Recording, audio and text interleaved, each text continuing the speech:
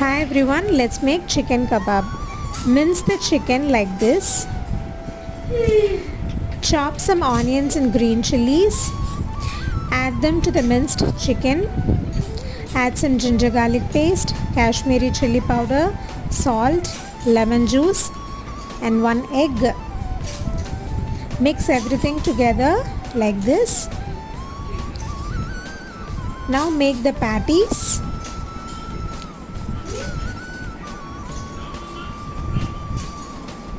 Let's not make it very thick so the chicken won't cook.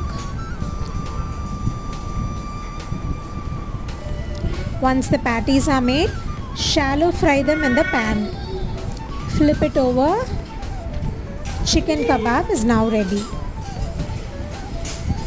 Thank you.